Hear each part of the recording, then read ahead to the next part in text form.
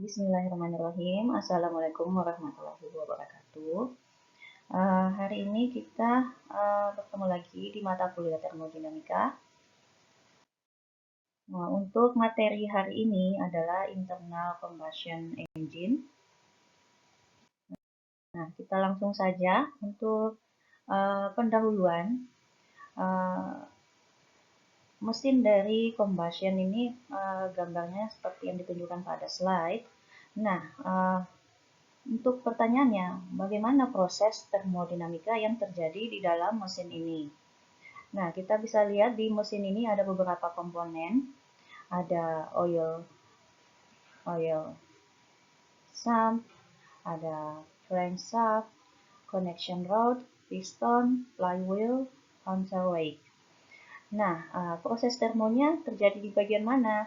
Nah, sekarang sebelum mengetahui itu, kita harus tahu dulu internal combustion engine ini apa sebenarnya. Nah, mesin ini adalah mesin yang digunakan untuk membakar bahan bakar di dalam ruang bakar mesin atau ruang combustion engine ya. Dan kemudian mengkonversi energi kalor pembakaran menjadi energi mekanik sehingga menyebabkan connection rod-nya berputar ya, poros mesinnya. Jadi berputar karena adanya energi kalor tadi. Nah, proses inilah yang disebut dengan siklus termodinamika atau proses perubahan atau konversi energi kalor pembakaran menjadi energi mekanik untuk membuat connection rod-nya berputar ya, poros mesinnya berputar. Itulah proses termonya. Nah, pembakaran internal ini juga menghasilkan gas panas yang bertekanan tinggi, sehingga mampu mendorong komponen seperti mendorong piston dan menggerakkan bilah turbin atau nozzle-nya ya. Oke, jadi itu proses yang terjadi di dalam mesin combustion. Nah, selanjutnya mesin combustion ini biasanya ada pada kendaraan bermotor ya, secara umum. Nah, sumber utama tenaga geraknya berasal dari mesin atau motor. Tenaga gerak dari mesin ini nantinya akan disalurkan ke sistem penggerak kendaraan tersebut dengan mekanisme sistem pemindah tenaga. Nah, ini juga proses termo yang seperti yang sudah dijelaskan sebelumnya ya, sama. Kemudian misalnya pada kendaraan mobil, selain motor ada juga pada mobil. Nah, terjadi mekanisme pemindahan tenaga atau konversi energi ya, energi kalor menjadi energi mekanik, sehingga bisa menyebabkan rodanya berputar. Oke, itu proses termonya juga. Nah, untuk mesin combustion ini, dia terdapat dua tipe berdasarkan letak pembakarannya, yaitu mesin pembakaran dalam internal dan mesin pembakaran luar atau external combustion chamber. Nah, gambarnya seperti ini untuk yang internal yang ini, dan yang eksternal itu yang ini.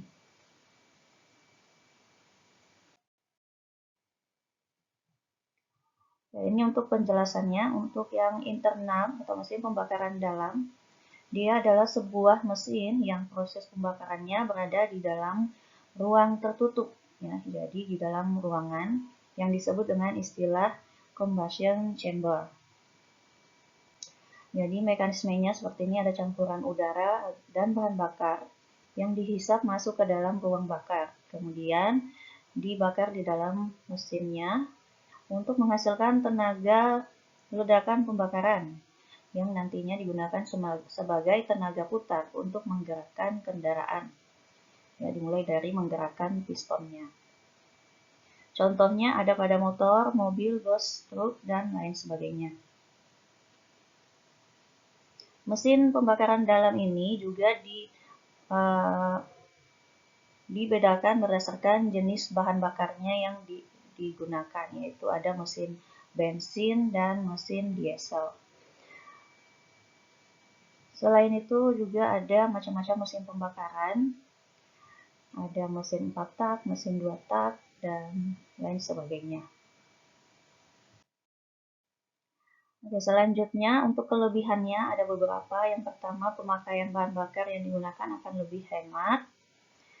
Ya, karena mesin pembakarannya memiliki efisiensi panas yang lebih baik. Kemudian yang kedua, konstruksi mesin lebih sederhana atau kecil ya. Karena tidak seperti pada mesin pembakaran luar atau yang eksternal, itu dia memiliki beberapa komponen tambahan. Misalnya yang eksternal itu dia pada mesin uap memerlukan ketel uap. Nah, kalau yang mesin internal dia hanya memiliki ini ya, internal combustion engine seperti yang ada pada motor, mobil, dan lain-lain. Oke, yang selanjutnya karena konstruksi mesinnya sederhana, maka mesin pembakarannya juga tidak memerlukan tempat yang luas dan tidak memakan tempat ya dibandingkan dengan yang eksternal chamber. Kemudian prosesnya lebih cepat dan lebih mudah dijalankan. Nah, selanjutnya untuk yang external combustion engine atau mesin pembakaran luar, dia adalah mesin yang proses terjadi pembakarannya itu dilakukan di luar mesin. Nah, ya, jadi tidak terjadi di dalam ruang bakar ya.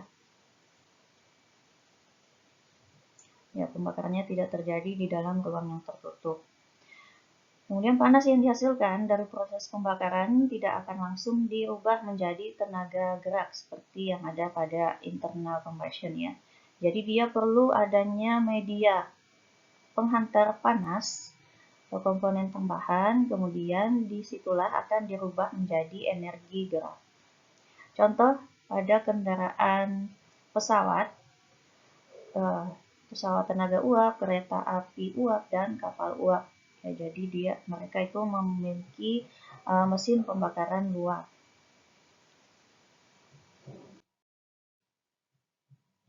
Oke, selanjutnya untuk kelebihannya yang pertama dapat memakai semua jenis bahan bakar ya. Jadi bukan hanya bahan bakar cair, tapi yang padat dan gas juga bisa digunakan. Kedua, dapat menggunakan bahan bakar dengan kualitas atau mutu yang rendah ya. Kemudian yang ketiga, cocok untuk melayani beban-beban besar di dalam satu poros. Ya, jadi karena dia memiliki tenaga yang lebih besar ya, misalnya tadi ada tenaga uap ya. Kemudian yang keempat, cocok digunakan pada kendaraan dengan daya tinggi ya, karena ada perubahan tenaga yang lebih besar atau konversi tenaga dari energi panas yang dihasilkan lebih besar ya. Jadi dia memiliki tenaga yang lebih besar untuk digunakan ya.